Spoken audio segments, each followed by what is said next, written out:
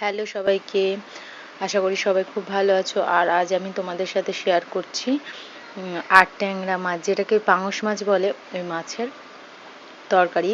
Just শুধু আলু দিয়েই করবো। তো দেখো, আমি মাছগুলো প্রথম লাল করে ভেজে নিয়েছি, তারপরে আলুগুলো দিয়ে আলুগুলোকে লাল করে ভেজে কড়ার মধ্যে সাদা জিরে, তেজপাতা আর একটা শুকনো লঙ্কা দিয়েছি। দিয়ে তারপর ওর মধ্যে আমি দিয়ে দিলাম পেঁয়াজ লঙ্কাটা। দিয়ে পেঁয়াজ লঙ্কাটা ভাজা হয়ে এলে ওর মধ্যে আমি মশলাগুলো দিয়ে দিলাম, আদা রসুন পেস্ট, কাশ্মীরি লঙ্কার গুঁড়ো, লবণ টবণ সব দিয়ে দিলাম। দিয়ে এবার এর মধ্যে আমি আলু আর ওই মাছটা একসাথে দিয়ে দেবো। দেখো, আলু আর মাছটা একসাথে দিয়ে নাড়ছি। আর আমি তো প্রথমে মাছগুলো দেখাতে পারিনি, তার কারণ ভিডিও অন করিনি, ভাবছি যে অন করা বলে ভিডিওটা শুরু করে দিয়েছিলাম। তারপরে দেখি যে ভিডিওটাই অন করা হয়নি।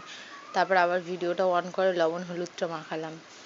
তা আমি এবারে ওটাকে ঢাকা দিয়ে রেখেছিলাম, দেখলেই খুললাম।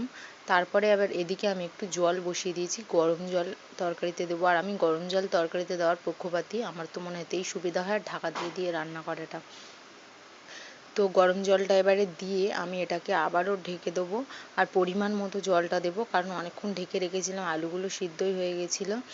আর দেখো, আলুগুলোও সিদ্ধ হয়ে গেছে, আমি পরিমাণ মতো অল্প জল দিয়েছি। এবার আমি নামানোর আগে একটু ঘি আর একটু গরম মশলা দিয়ে এটাকে সার্ভ করব। তো দেখো, তোমরাও বাড়িতে বানাও আর অবশ্যই আমাকে জানাবে যে কেমন হলো।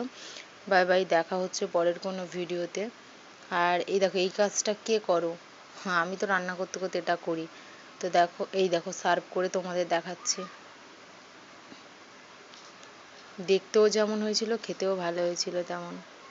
সবাই ভালো থেকো, দেখা হচ্ছে পরের কোনো ভিডিওতে।